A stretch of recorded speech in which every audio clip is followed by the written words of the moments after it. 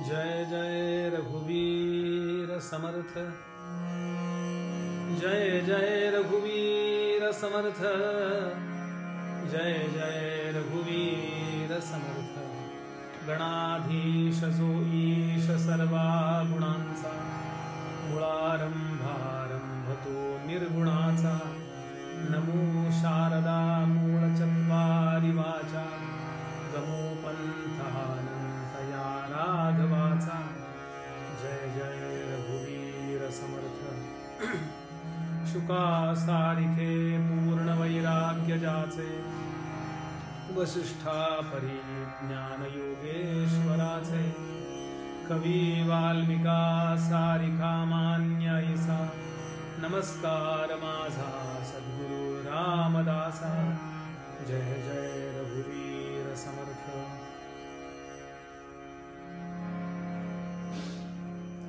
श्री समर्थ सेवा मंडळ सज्जनगड यांच्यातर्फे सर्वांना सादर जय रघुवीर आणि सप्रेम नमस्कार।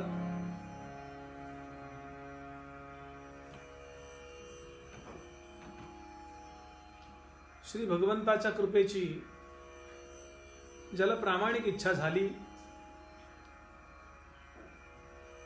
जगाचं नश्वरत्व ज्याच्या चित्तामध्ये बिंबलं आणि मनुष्य देहाचा सर्वोत्तम उपयोग भगवंताची आपल्यावरती कृपा व्हावी, हाच आहे हे ज्यानं ओळखलं त्यानं कसं वागावं किंवा तो कसा वागतो याची लक्षणं श्री समर्थ रामदास स्वामींनी साधक लक्षण नावाच्या समासामध्ये सांगितली। ही उत्तम पुरुष लक्षणं, अवगुण लक्षणं, कीर्तन लक्षणं, श्रवण कसं करावं, हे सगळे जे समास आहेत, मी परवा वापरलेला शब्द वापरतो परत, या एक प्रकारे समर्थाने आपल्याला चेकलिस्ट दिलेल्या आहे। बर, समर्थांनी स्वतंत्र अभ्यास केलेला आहे। नाना ग्रंथांच्या संमती, उपनिषदे, वेदांत, श्रुती आणि मुख्य आत्मप्रचिती शास्त्रे सहित हे सगळं दासबोधामध्ये भरलेलं आहे। त्यामुळे आंधळेपणानं समर्थांना शरण जावं, तुमचा प्रपंचही नेटका होणार आणि तुमचा परमार्थही उत्तम होणार। परमार्थातली सर्वोत्तम गती आहे आत्मज्ञान, मोक्ष।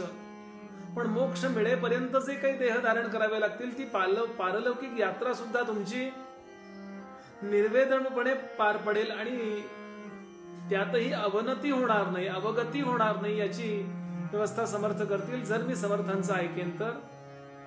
या न्यायाने आपण अभ्यासाला सुरुवात केली आणि बौद्ध लक्षण म्हणजे काय, मुमुक्षु लक्षण म्हणजे काय आणि साधक लक्षण म्हणजे काय याचा अभ्यास करीत करीत साधक लक्षणांमधील एका महत्वाच्या टप्प्यापर्यंत येऊन पोहोचलो की साधिकाची बाह्य लक्षणं असतील काही, पण त्याची आंतरलक्षणं, त्याचं चिंतन काय असतं, तर प्रत्यक्ष माया अलक्ष करी आणि अलक्ष वस्तू लक्षी अंतरी, आत्मस्थितीची धारणा धरी या नाव साधक। ज्याला आपण नामरूपात्मक विश्व म्हणतो, जे विश्व तुम्हाला मला मोहित करतं, सामान्यतः याचा मोहच आहे। किती मी प्रवचन करो, काही करो, गरम गरम काय जेवायला केलंय, गरम गरम काय नाश्ता आहे, तिकडं माझं जे लक्ष असतं, ज्याला मायेचा माझ्यावर प्रभाव असं म्हणतात, ते खाऊ नये का, पिऊ नये का, अजिबात नाही, देह धारणे करता ते गरज आहे। पण त्याच्याकडे जे मोहाने लक्ष जातं, ते लक्ष बंद करण्याकरता मला या नामरूपात्मक सृष्टीचा माझ्यावरती जो मोहात्मक प्रभाव आहे, त्या प्रभावावरती मात करावी लागते आणि त्याकरता मोठ्या मोठ्या लोकांच्या कथा ऐकाव्या लागतात, उत्तम साधूंची लक्षणे, अंगीकारी निरूपणे। अहो, सद्गुरु भगवान श्रीधर स्वामी महाराज असे एवढंच अन्न खायचे, त्यांच्या अनुष्ठान काळामध्ये एका ओंजळीत येईल एवढं। लक्ष्मीनारायण नावाचे त्यांचे शिष्य होते, ते भात आणि दूध असे आणि तेवढंच स्वामी खायचं। नंतरचा काही काळ एखादं फळच खायचं, कुणाला दर्शन नाही, कुणाला ते पाहायचं नाही, त्यांना कुणी पाहू शकायचं नाही, ना कुणाचे संपर्क। हे ऐकल्यानंतर मला थोडं एकांतात राहावंसं वाटेल की नाही हो। ही जी साधूंच्या लक्षणाच्या श्रवणाची परिणती आहे की मला तसं वागावं वाटतं, आणि मग प्रत्यक्ष माया अलक्ष करी हे जमायला लागतं.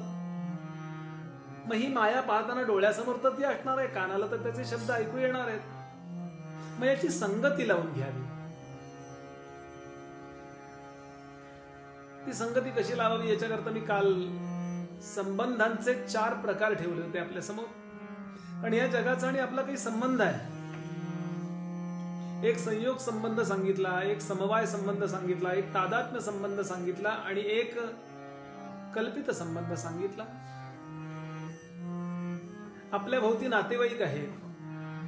आपण ज्या घरामध्ये ते घर आहे, जड वा चैतन्य रूपानं आपण या जगाशी चैतन्य प्रगट होतंय असे काही ध्येय आहेत. अगदी कुत्री मांजरी असली किंवा माणसं असली तरी कोणीतरी माझा मुलगा आहे, कोणीतरी माझा मित्र आहे, कोणीतरी माझी पत्नी आहे, माझा पती आहे. आणि त्यांच्याशी आपल्याला व्यावहारिक पातळीवरती, कौटुंबिक पातळीवरती एक प्रेमाचे संबंध ठेवावे लागणार आहेत. त्याचं ते आपलं कर्तव्य आहे. मग यांचा आपला काय संबंध आहे तर तो संयोग संबंध सांगतो. 2 ओंडक्यांची होते सागरात भेट, फार मोठ्या अत्यंत विस्तीर्ण अशा या भव नदीमध्ये, भवसागरामध्ये अनेक जन्म आपण अनेकांबरोबर राहत आलोय. समर्थांची ओवी दासबोधातली, मला वाटतं 3ऱ्या समासातला 3ऱ्या दशकातला 10वा समास, वैराग्य निरूपण. समर्थ म्हणाले, स्त्री पुत्र मित्र होती लक्षानुलक्ष, लाखो पती झाले, लाखो पत्नी झाल्या, लाखो मुलं झाली, लाखो आई वडील झाले आतापर्यंतच्या जीवदशा धारण केल्यापासून आपल्या स्वतःच्या करता. आणि त्यांचं आपण काही देणं लागतो आणि घेणंही लागतो. याकरता आपण संयोग संबंधाने या सगळ्यांशी निगडीत आहोत, पण आपण ते नाही आहोत. दुसरं समवाय संबंध. आपण अन्न खाल्लं आणि त्या अन्नाचे ही शरीर बनली आहेत. त्या अन्नाचा परिणाम शरीरावर आहे, शरीराचा परिणाम मनावर आहे, म्हणून पवित्र अन्न खा, इत्यादी इत्यादी इत्यादी. समवाय संबंध. पण तरी सुद्धा संबंध आहे. आपण शरीर नाही आहोत. हात कापला तरी आपण असतो, पाय कापला तरी आपण असतो. किडन्या बदलता येतात, हार्ट सर्जरी करतात. सगळं शरीर आपण आतनं उपभोगतोय. समवाय संबंध. तिसरा, काल मी वेगळं उदाहरण दिलं होतं, आज जरा वेगळं उदाहरण देऊया. तिसरा संबंध जो आहे तो तादात्म्य संबंध. या शरीराच्या आतमध्ये आपण आहोत, म्हणजे मनबुद्धी चित्त अहंकार, पंच ज्ञानेंद्रिय, पंच कर्मेंद्रिय, पंचप्राण अशा 19 स्वरूपाच्या, किंवा मन आणि बुद्धी एवढे 2च धरले तर 17 गोष्टींच्या समीकरणाला सूक्ष्मदेह म्हणतात. त्या सूक्ष्मदेहानं आपण या शरीरामध्ये आत्मा असे, जसे हँडग्लोव्ज मध्ये आपण हँड घालतो ना, हँडग्लोव्ज मध्ये आपण जसा हँड आपला हात त्या हातमोजामध्ये घालतो, तसं आपण या शरीरात आहोत. त्याच्या आतमध्ये म्हणजे कर्मेंद्रिय, ज्ञानेंद्रिय याच्या आतमध्ये प्राण आहेत. प्राणाच्या आतमध्ये, प्राणाच्या पलीकडे मन आहे, मनाच्या पलीकडे बुद्धी आहे. आणि त्या बुद्धीमध्ये ज्या प्रेरणा होतात आपल्याला, या प्रेरणा पूर्व प्रारब्धानं होतात. म्हणजे आपण प्रारब्धानी याच्यात आहोत. त्या प्रारब्धाचा आणि आपल्या शरीराचा जो काही संबंध आहे याला म्हणायचं तादात्म्य संबंध.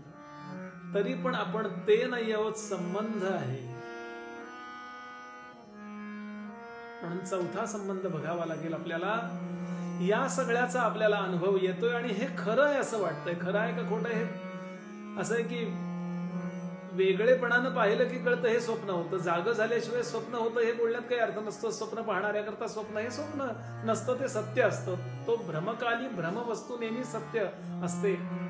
मग वेदांताच्या दृष्टीनं, संतांच्या दृष्टीनं आपला हे जे काही चाललंय जगत पटलावरती, मनाच्या फिल्म मधून जे काही प्रसंग घडतायत, हे प्रसंग आपल्या बाबतीत घडतायत, हे या सगळ्याचा आणि आपला वास्तविक संबंध कुठला आहे का?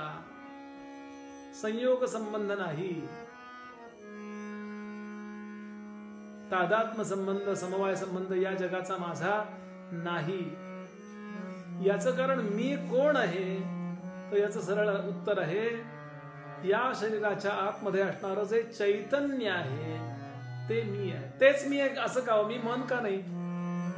ज्या मनाबरोबर आपण 80-80, 90-90 वर्ष राहतो, त्या मनाला पटलं तर आपण ऐकतो, मनाला नाही सहन होत आत्महत्या करतो माणूस. थोडंसं ऍडजस्ट करू शकत नाही, थोडा कमीपणा घेऊ शकत नाही. आपल्या प्रेमळ व्यक्तींना, आपल्यावर प्रेम करणाऱ्यांना दुःख होईल एवढा साधा त्यांच्याकरता त्याग करू शकत नाही. आपल्या शत्रूला आनंद होईल एवढा तरी विचार करावा आपण मेल्यावर, तोही करू शकत नाही. आत्महत्या करतो मनुष्य का? एवढं काय मनाचं लक्षात घ्यायचं? अज्ञान दशा, बस, बाकी काही नाही.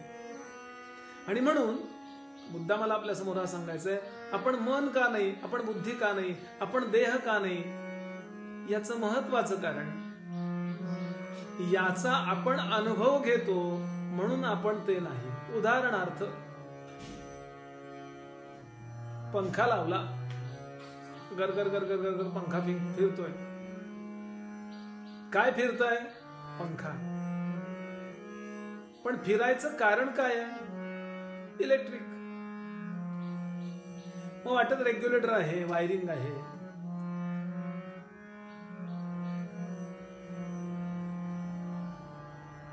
मोठं मोटर आहे ती, इत्यादी इत्यादी, हे सगळं म्हटलं झालं. पण त्यातली इलेक्ट्रिक बंद केली तर, विद्युत बंद केली तर परिणाम पंखा बंद पडणार आहे, बरोबर? म्हणजे पंख्याच्या माध्यमातून कोण प्रगट होत आहे? पंख्याच्या माध्यमातून विद्युत प्रगट होतीये. लक्षात घ्यायचं, नीट ऐका. पंख्याच्या माध्यमातून विद्युत प्रगट होतीये. आपल्याला पंख्याचा वारा लागतोय, आपल्याला दिव्याचा प्रकाश येतोय, आपल्याला फ्रीज मधून थंड पदार्थ मिळतात, आपल्याला ओव्हन मधून गरम पदार्थ मिळतात. इलेक्ट्रिक एकच आहे, विद्युत एकच आहे. विद्युत बंद झाली की ही सगळी उपकरणं बंद पडणार आहेत. म्हणून कोणती शक्ती प्रगट होतीये? माध्यम काही असो. मिरचीमध्ये गेलं पाणी की ते तिखट होतं, उसामध्ये गेलं की गोड होतं. काय गोड होतं? पाणी गोड होतं. मिरचीत गेलं की काय तिखट होतं? पाणी तिखट होतं. पंख्याद्वारे काय प्रकट झालंय? वारा प्रकट झालाय. पण वाऱ्याच्या रूपानं आपण इलेक्ट्रिक प्रकट केली आहे. इलेक्ट्रिक बंद केलं बटन की त्या क्षणाला पंखा बंद पडतो.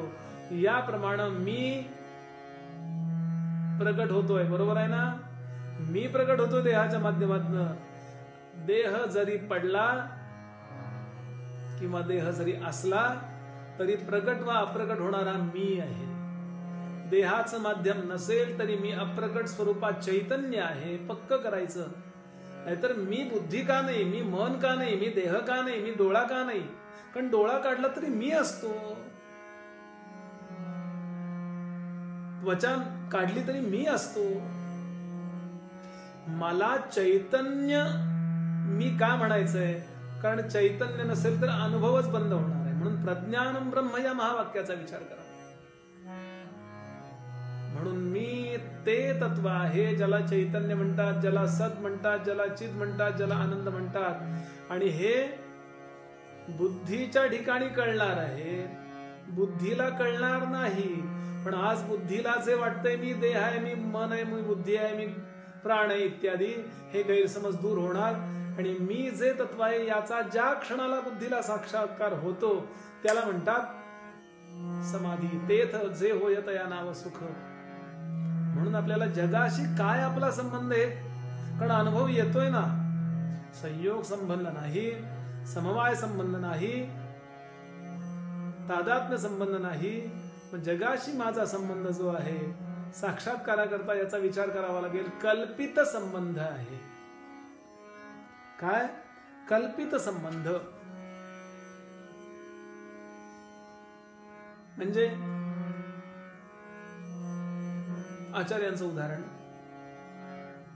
दोरी पडलेली आहे आणि त्याच्यावरती सर्पाचा भास झाला. आता सर्पाचा आणि दोरीचा संयोग संबंध आहे का? नीट घ्यायचं लक्षात. साधक कुणाला म्हणतात?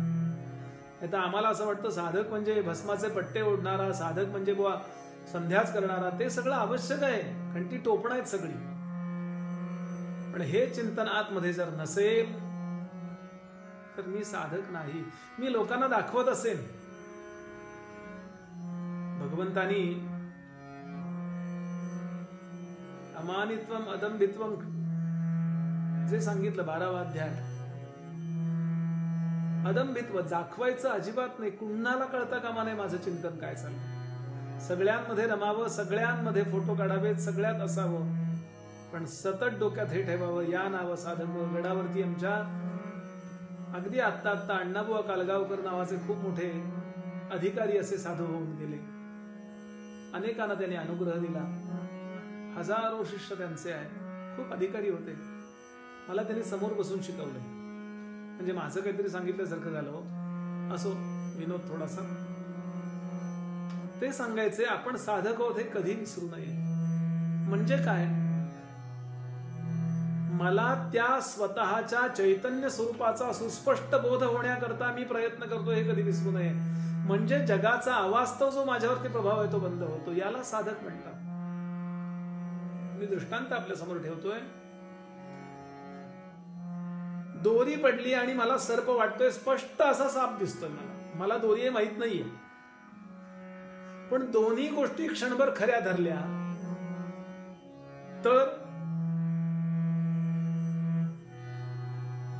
या दोन्हीच्या ज्ञानदृष्टीनं आणि अज्ञान दृष्टीनं दोन्ही दृष्टीने विचार करायचा झाला तर आचार्य शंकराचार्य म्हणाले इथे संयोग संबंध आहे का, दोरीवर साप ठेवलाय का, आपण जसे चष्म्याची डबी कागदावर ठेवतो तसं, एखाद्या वहीवर ठेवतो तसं, असं आहे का, संयोग संबंध आहे का, नाही आहे. समवाय संबंध आहे का, त्या दोरीत साप शिरलाय का, असा नाही. मग तादात्म्य संबंध आहे का, मला दिसण्यापुरतं ती दोरीत सर्पमय झाली असा संबंध आहे का, नाही. कारण झालेलीच नाहीये, मला चावणार नाहीये. मला सर्प वाटतोय तोपर्यंत मला चावणार आहे, दोरी कळायला लागल्यानंतर चावणार नाही, असं आहे का. मी जरी उचलली साप म्हणून मी घाबरेन, पण तो चावणार नाहीये, म्हणून तादात्म्य संबंध नाहीये. म्हणून दोरीच्या ठिकाणी सर्पाचा जो संबंध आहे तो कल्पित संबंध आहे. कल्पित संबंध पक्क करायचं आहे. आणि याचा 24 तास अभ्यास करी या नाव साधक. याप्रमाणे जगात मला मोह वाटतोय, मला शोक होतोय, मला दुःख होतंय, मला काम आहे, मला क्रोध आहे, मला अमुक आहे, मला तमुक आहे, या सगळ्याचा माझा कल्पित संबंध आहे असा विचार करावा. आणि विधी आणि निषेध सांभाळावा, डूज आणि डोंट सांभाळावं. कर्तव्य म्हणून सगळ्या गोष्टी कराव्या. परिणामतः हे काही दिवस बळेच करावं लागेल, बळजबरीनं करावं लागेल. काही दिवसामध्ये त्यात सहजता येईल. सहजता येत नाही तोपर्यंत साधक, सहजता आली की सिद्ध. समर्थ या उभ्या काय सांगतात पुन्हा, जे बोलताची वाचा धरी, ज्याच्याबद्दल बोलता येत नाही, जे पाहताची अंध करी, ते साधी नाना परी आणावं साधक. जे साधू जाता साधवेना आणि लक्षू जाता लक्षवेना, तेची अनुभवे आणि मना या नाव साधक. जेथे मनची मावळे, जेथे तर्कची पांगुळे, तेची अनुभवा आणि बळे या नाव साधक. स्वानुभवाचे नियोगे वस्तू साधी लागवेगे, तेची वस्तू होये अंगे या नाव साधक. अनुभवाची अंगे योगियांचे खुणे, अनुभवाची अंगे जाणे योगियांचे खुणे पाणे, काहीच न हो ना असणे. मी कोणी नाहीच आहे, निर्विशेष. कारण विश्वामध्ये आपण प्रत्येक जण स्वतःला काहीतरी समजतो. मी गरीब आहे, मी श्रीमंत आहे, मी स्त्री आहे, मी पुरुष आहे, मी शहाणा आहे, मी वेडा आहे. आणि म्हणून नाम आणि रूप ज्याला आहे त्यालाच विशेष म्हणतात, आणि ज्याला नाम रूप नाही त्याला खऱ्या अर्थानं निर्विशेष म्हणतात. आणि ब्रह्म नावाचं जे तत्व आहे त्याचं सगळ्यात विशेष काय असेल तर तेच निर्विशेष आहे. बाकी सगळ्या आकारानं विशेष. याला खुर्ची का म्हणायचं, कारण त्याला खुर्चीचा आकार आहे. याला बॉक्स का म्हणायचं, कारण याला बॉक्सचा आकार आहे. याला अमका अमका, या मकरंदुआ का म्हणायचं, मग याला देह नावाचा आकार आहे. असा आकार ज्याला नाही, आणि म्हणून ज्याला नामही नाही, अनाम आणि अरूप असणारं जे तत्व ते निर्विशेष आहे, मला सांगा, मला जर ते व्हायचं असेल तर मला विशेषत्व सोडावं लागेल की नाही? मी स्वतःला शहाणा समजतो किंवा मला हे समजत नाही समजतो. तुमची काय बुवा ही अवघड अवघड सगळी वाक्यरचना आम्हाला नाही कळत, आमचं आपली भक्ती बनी. म्हणजे तो विशेष समजतो स्वतः, कुठल्या तरी कॉम्प्लेक्स मध्ये आहे. काहीच न होण असणे. स्वामी रामसुखदास नावाचे फार मोठे सत्पुरुष होऊन गेले उत्तर भारतामध्ये. त्यांचं शेवटचं प्रवचन ऐकलं. अगदी अत्यवस्थ होते त्यावेळेचं प्रवचन, कळतच नाही शब्द. आहे युट्यूबवरती स्वामी रामसुखदासजी महाराज. ते पुन्हा पुन्हा हेच सांगतात, काही विचार करू नका, काही मागू नका, मुक्ती सुद्धा मागू नका, भगवंताचं दर्शनही मागू नका, विश्वदर्शन मागू नका, प्रपंचातलं काही मागू नका, देह गेह याचा काही विचार करू नका, ज्ञान सुद्धा मागू नका. काही मला पाहिजे वा काही मला नको या दोन्हीचा हट्ट सोडून द्या. चुप बैठो असं म्हणाले ते. कुछ विचार मत करो, सिर्फ चुप बैठो. आंख मूंद के सिर्फ चुप बैठो, शांत बसा. कुठल्याही प्रकारचे ओढ नको. जगावरचं संकट गेलं पाहिजे केवढं मोठं, ही शुभेच्छा जरूर असावी, पण साधन कालामध्ये काही नाही. फार सुंदर गीतेतली ओळ आहे. भगवान सुरुवातीला म्हणाले, अनन्यास चिंतयन्तो माम ये जनाः पर्युपासते तेषां नित्याभियुक्तानां योगक्षेमं वहाम्यहम्. आणि बोलता बोलता प्रभू एकदम गंभीर झाले. सांगतात, अर्जुना खरं सांगू, न किंचिदपि चिंतयेत्. सुरुवातीला म्हणाले माझं चिंतन कर, आणि शेवटी म्हणाले काहीच चिंतन करू नको. ही चिंतन दशा ज्या क्षणाला संपते, चिंता संपली, विचार संपले, निर्विचार स्थिती येते. सामान्यतः मला झोप येते. या झोपेच्या पलीकडे समाधी आहे. या नाव साधक त्या समाधीचा विचार करतो. परती सारून उपाधी. उपाधी म्हणजे जबाबदारी, तात्पुरती जी जबाबदारी आहे माझ्यावरती, जो अभिनय मला करायचा आहे, जी मला गोष्ट पार पाडायची. समजा मी कीर्तनकार आहे, समजा मी स्वीपर आहे, झाडणार आहे, समजा मी पुजारी आहे. तेवढ्या वेळापुरता मला तो अभिनय करावा लागतो, ते सगळं करावं. पण त्या उपाधीचा माझ्यावर एवढाही परिणाम होऊ नये की ती उपाधी मला प्रपंचात संसारात ओढेल. म्हणून परती सारून उपाधी. थोडा वेळ लागेल या ओवीला. आपण उद्याच्याला याचं चिंतन करूया. श्रोते हो, अत्यंत श्रेष्ठ असं चिंतन समर्थ आमच्याकडून करून घेत आहे. आमची जबाबदारी आहे फक्त शांत बसावं आणि श्रवण करावं.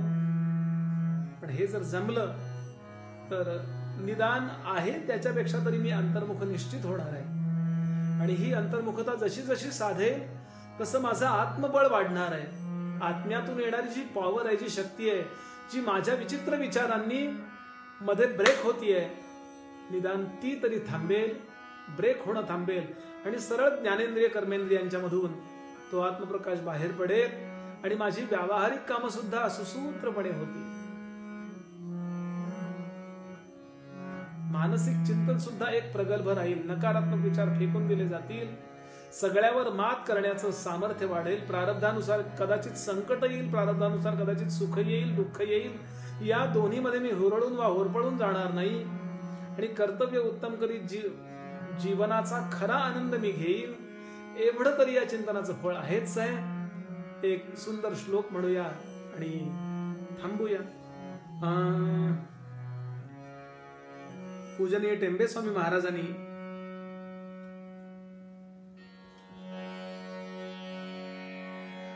साधू कसा राहतो त्याच्याकरता एक श्लोक लिहिला, आठवतोय मला. काही चुकलं तर ऍडजस्ट करा, आपल्यालाही पाठ असेल. साधू संत हे चिंतन करीत कसे राहतात, कसे झोपतात. झोपतात म्हणजे सगळेच व्यवहार कसे करतात अशा अर्थानं. भूमी हाच पलंग, दोन भुज हे खाशी उषा टेकणा. रत्नांचा वर चांदवा वरी करी, वारा करी विंझणा. नक्षत्रे शशी दीपकी विलसती संगे विरक्ती सती ऐशा अक्षय वैभवात पहुडे योगी जसा भूपती। सद्गुरुनाथ महाराज की जय। परमहंस परिव्राजकाचार्य श्रीमद् वासुदेवानंद सरस्वती स्वामी महाराज की जय। सब संतन की जय। जय जय रघुवीर समर्थ।